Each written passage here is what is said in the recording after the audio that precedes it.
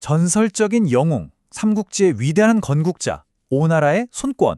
이 사람이 왜 말년에 스스로 무너졌을까요? 그런 분명한 시대를 풍미한 영웅이었지만 말년에는 자신의 왕국을 파멸로 이끈 정말 치명적인 실수들을 저지릅니다. 오늘 리더가 절대 저지르면 안 되는 그의 세 가지 실수를 깊이 파고 들어보겠습니다. 이 모든 이야기의 중심에는 바로 이 충격적인 질문이 있습니다. 아니, 어떻게 한때 그렇게 똑똑하고 현명했던 지도자가 자기 손으로 후계자들을 제거하고 평생에 걸쳐 쌓아올린 모든 걸 무너뜨리는 그런 결정을 내릴 수 있었을까요? 자, 손권이 처음부터 문제가 있던 사람은 절대 아니었어요. 정말 유능한 창업군주였죠. 그런데 모든 비극은 정말 안타까운 사건 하나에서 시작됩니다. 바로 총명하고 이미 후계자로 정해뒀던 아들, 손등이 갑자기 세상을 떠나면서부터 오나라의 운명이 완전히 뒤바뀌게 됩니다. 후계자 문제를 해결해야 하니까 손권은 셋째 아들 손화를 새로운 태자로 책봉했습니다. 뭐 여기까지는 그럴 수 있죠. 문제는 바로 그 다음이었습니다. 말 그대로 한 하늘 아래 두 개의 태양을 띄우는 정말 치명적인 실수를 저지르고 맙니다. 자, 바로 이게 첫 번째 결정적인 실수입니다. 이걸 요즘 회사 조직에 비유하면요, 정말 최악의 조직 설계 실패 사례라고 할 수 있어요. 권력 구조를 그냥 애매하게, 아주 애매하게 만들어버린 거죠. 손권의 이 결정 하나가 불러온 재앙, 이걸 역사에서는 이궁의 변이라고 부릅니다. 이게 무려 10년 동안, 10년입니다. 나라 전체를 그냥 마비시켜버린 끔찍한 내부 분열이었습니다. 이걸 보시면 문제가 뭔지 바로 보이실 거예요. 한쪽엔 공식 후계자인 태자 손화가 있고 다른 한쪽엔 사실상 백업이라 할 수 있는 노왕 손패가 있죠. 그런데 손권이 이 두 아들에게 거의 똑같은 수준의 참모진, 특권, 그리고 총애를 베풀어 줍니다. 자, 이러면 어떻게 될까요? 당연히 조직 전체가 둘로 쪼개져서 태자파 할래, 노왕파 할래, 줄서기를 강요받게 된 겁니다. 이 흐름을 보세요. 정말 순식간입니다. 단 하나의 잘못된 결정이 나라 전체를 집어삼키는 위기로 번져나간 거죠. 애매한 권력 분배가 파벌 싸움을 만들고 이 싸움이 점점 격해지면서 결국엔 외부의 적이 아니라 내부의 동료를 죽이는데 모든 에너지를 쏟게 되는 그런 최악의 상황으로 치달은 겁니다. 나라가 그냥 멈춰버린 거죠. 자, 그럼 손권은 자기가 만든 이 엉망진창인 상황을 어떻게 해결하려고 했을까요? 여기서 그의 두 번째 실수가 나옵니다. 바로 잔혹한 중립이라는 건데요. 이게 잘못된 중립이 얼마나 파괴적인지를 아주 잘 보여주는 사례입니다. 이게 당시 압박에 시달리던 손권의 논리였습니다.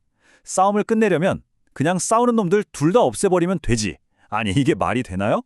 문제의 원인을 해결하는 게 아니라 문제를 일으키는 사람들을 다 제거해버리면 된다. 이건 정말 잘못된 생각이죠. 그의 소위 해결책이라는 게 정말 끔찍합니다. 첫째, 정통 후계자였던 아들을 폐위시키고 유배 보내고요. 둘째, 경쟁자였던 다른 아들은 스스로 목숨을 끊게 만듭니다. 그리고 셋째, 그 빈자리에 이제 겨우 10살짜리 막내 아들을 앉혀요. 이건 해결이 아니죠. 그냥 거대한 권력의 구멍을 뻥 뚫어버린 겁니다. 손권은 이렇게 하면 파벌들이 사라지고 자기의 절대 권력이 돌아올 거라고 믿었던 것 같아요. 하지만 그건 완전한 착각이었습니다. 이건 문제를 해결하는 게 아니라 나라의 기둥이 될 만한 인재들을 자기 손으로 다 쳐내고 왕국을 그야말로 속빈 강정으로 만들어버린 꼴이었습니다. 자, 이제 세 번째 실수로 넘어가 보겠습니다. 사실 이게 앞서 말한 두 가지 실수의 근본적인 원인이라고 할 수 있어요. 바로 시스템이 없었다는 겁니다. 모든 걸 과정이나 제도가 아니라 리더 한 사람에게만 의존했던 거죠. 바로 이게 핵심입니다. 위대한 조직은 리더가 없어도 돌아갈 수 있는 시스템으로 움직여요. 그런데 손권의 오나라는 어땠을까요? 모든 게 오직 손권, 이 한 사람의 판단과 기분에 달려 있었던 거죠. 유일한 시스템이 바로 리더 자기 자신이었던 겁니다. 리더 한 사람이 시스템이 될 때 그 결과는 이렇게나 참혹합니다. 그가 죽자마자 나라는 거대한 권력 공백에 빠지고 10살짜리 꼬마 황제는 그냥 허수아비가 되어버렸죠. 결국 강력한 신하들이 권력을 다투게 되고 오나라가 멸망으로 달려가는 그 도미노의 첫 조각이 바로 여기서 쓰러진 겁니다. 자, 그렇다면 우리는 이 끔찍한 역사적 실패에서 오늘날 뭘 배울 수 있을까요? 현대 리더들을 위한 세 가지 교훈을 정의해 보겠습니다. 첫 번째 교훈입니다. 권한은 절대로 애매하게 나눠주면 안 된다는 겁니다. 명확한 지휘 계통, 즉 누가 무엇을 책임지는지를 분명히 하는 건 통제를 위해서가 아니에요.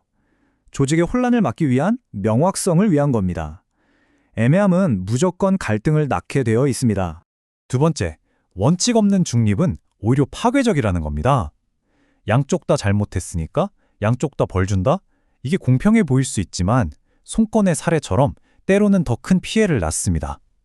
어려운 상황일수록 원칙에 따라서 결정을 내리는 게 애매하게 회피하는 것보다 훨씬 더 나은 결과를 가져올 수 있습니다.